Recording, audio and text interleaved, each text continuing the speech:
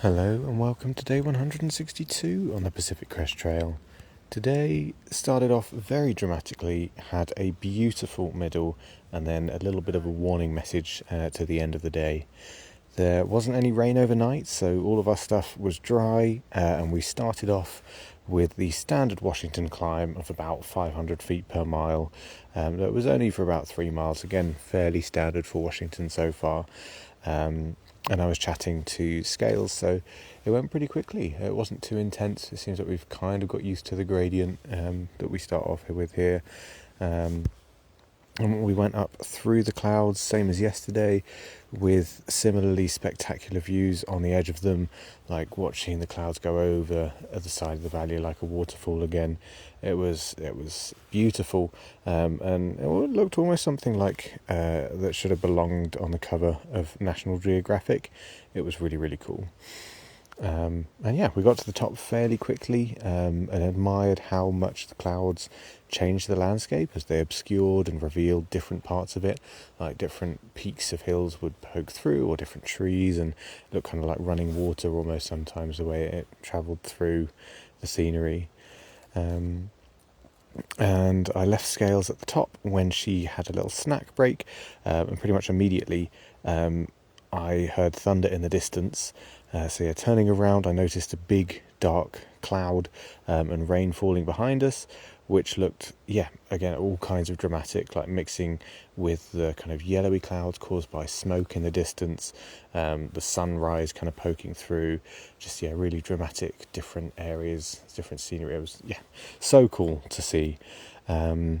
And then the clouds soon enveloped us again, and the views all disappeared, and the thunder continued, and it was weird. Like, I knew there were hikers all around me, like it's still quite busy, but it was very ominous and isolating, being shrouded in fog with thunder rumbling around me, although it only lasted about 20 minutes, because I soon bumped into birdsong by a lake, where also the rain started.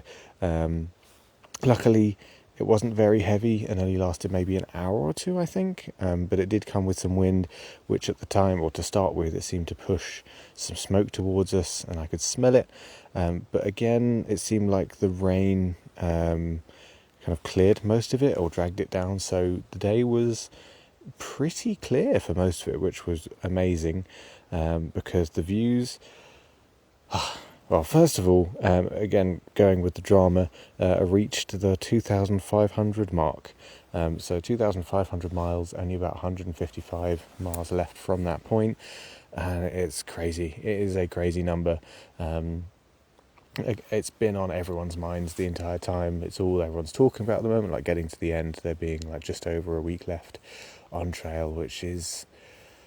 it's going to take a lot to process, I think, to like probably even after we finish for sure. But still a few miles to go, one more town stop.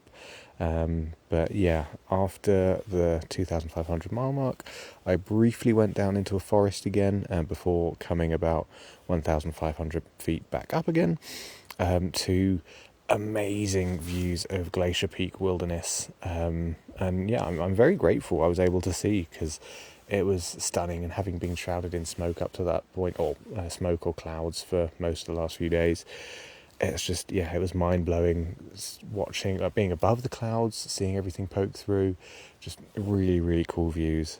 By the time I got to the highest point of the day in Glacier Peak Wilderness with those cool views, I only had about 8 miles left of the day, because of the rain and the cool weather. It was easy for me to just get into the mindset of just getting through the day and not really taking my time. I didn't rush, but I just kind of was going through. So I kind of zoomed in comparison to how fast I went yesterday, although I did take an extended water filtering break towards the end, and there were lots of blowdowns at the end, but despite all that, I still got to camp at like 4:30 p.m, so I had loads of time to kill.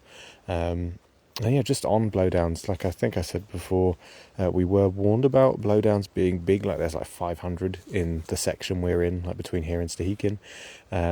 And I think this is the beginning of them. Like, looking through comments on Far Out, it looks like they'll be kind of ever present and quite intense for the next 2 days maybe.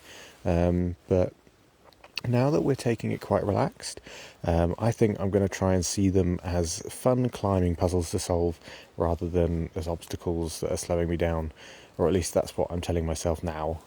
But I'm sure I'll enjoy them when I go through. And yes, I got to camp at 4:30. I waited for the others to arrive, a little anxiously, as it quickly filled up with other hikers. Again, the fire bubble is real, but there was room. There's actually quite a lot of spaces spread around where we are, which was really cool. And we had a lovely little family dinner with some other hikers to end the day. So yeah, some perks to it being so busy. Got to get to know some other hikers, which is always a good time. So yeah, tomorrow, next few days, lots of blowdowns. I'm looking forward to the blowdown party. I will see you there.